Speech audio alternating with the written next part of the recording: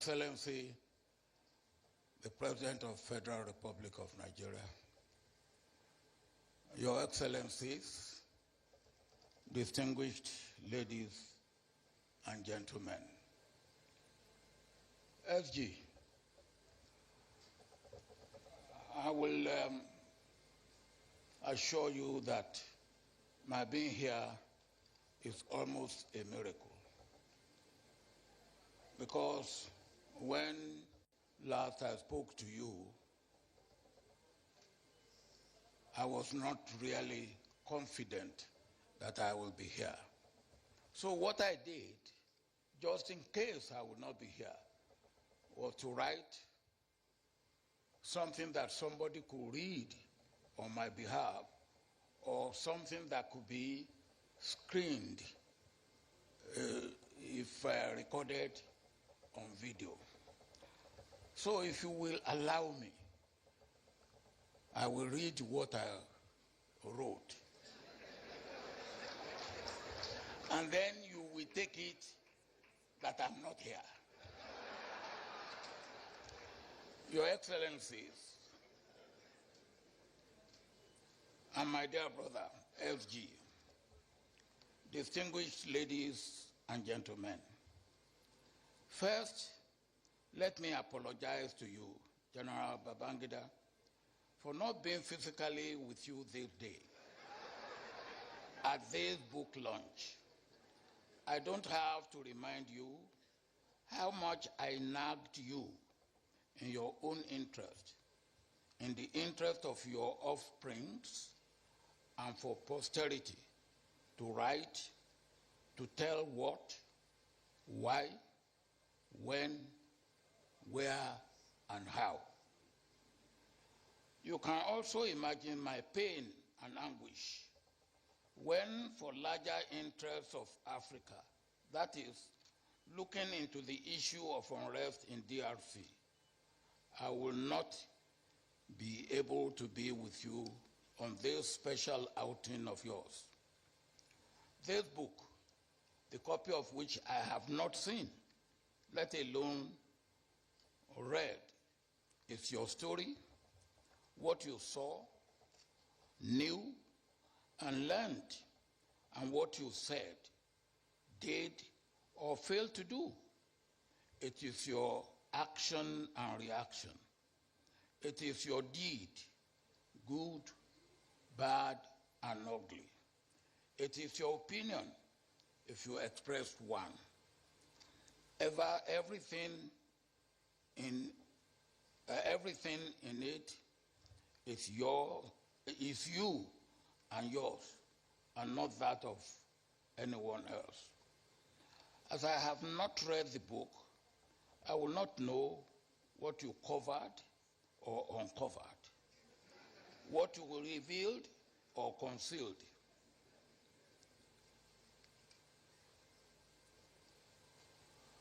If any. So I am anxious to read the book.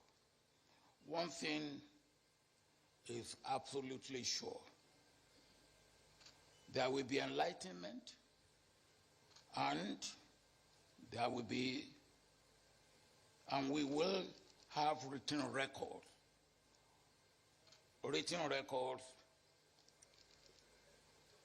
for history and for future reference. We should be able to glean what lessons and wisdom you acquired with the benefit of the hindsight. There will be one other thing: reaction galore. Again, it will be good, bad, and ugly. But your duty must be due, and you have done it. Now, if I may say that story about your duty must be due. When I was growing up in the village, we had a policeman, uneducated, a sergeant, and he was very good. Not one thing he never liked is pleading. And when you went to him to plead, to show that he was fed up, he would then break into English and will say, my duty must be due. And that is the end of the matter. Your duty must be due, and you have done your duty. You have not only contributed to history making, you have contributed to documenting history. It is an important part of our nation building to keep accurate records. Please, don't be unduly worried about critics and pull him down syndrome. It may even be an indication of success, but take note of objective criticism.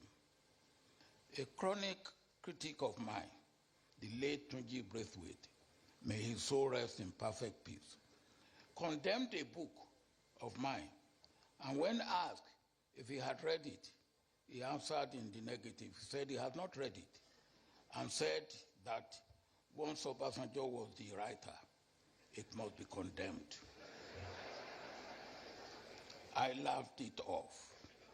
You may be victim of such criticism and such character. Ignore it and remain unruffled and remain friendly with such critics. It's all bad belly, which you must be able to understand and accommodate as a leader, particularly at this stage of your life. That I am not physically with you does not mean that I am not spiritually and psychologically with you. My dear young brother, what next? You have written a book.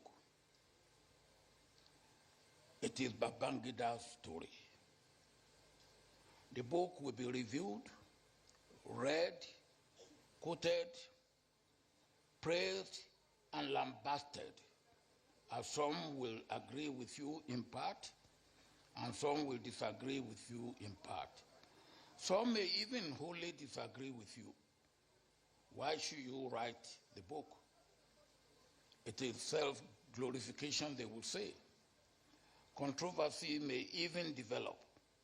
It's all good for you, and it's good for the book, and for our nation-building process. The more praised and condemned the book is, the better, because it means that it is being read. And that is what you write a book for, to be read. That is what justifies the discipline and efforts that go into writing a serious book, which I strongly believe this book is.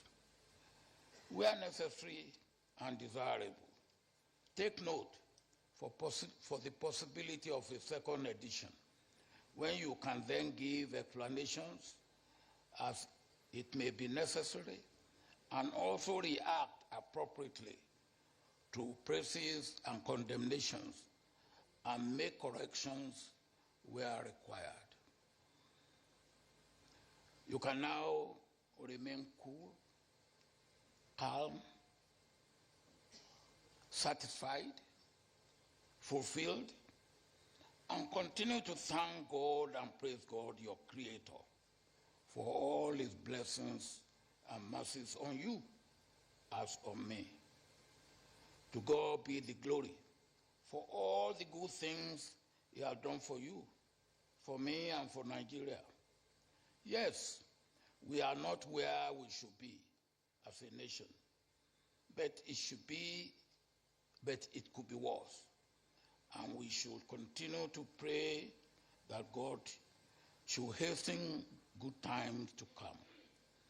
If I have been physically with you, my listening to the review of the book may give me one or two words to say as closing remarks. General Absalami Abubakar will be asked, with your approval, to sit in for me.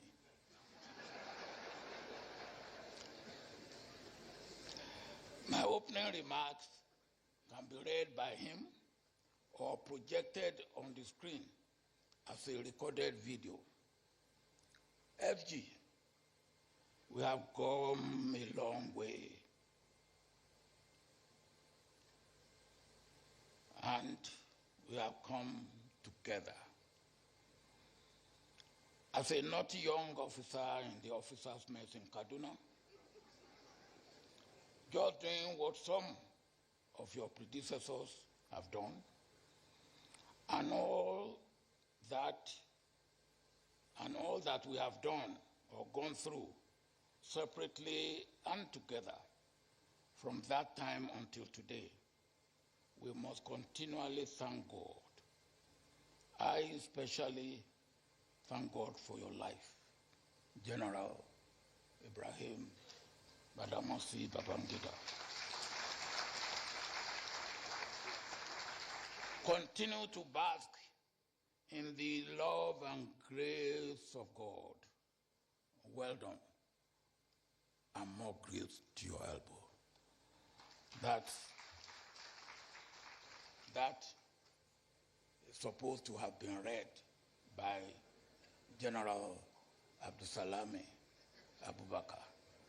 Now that I am physically here,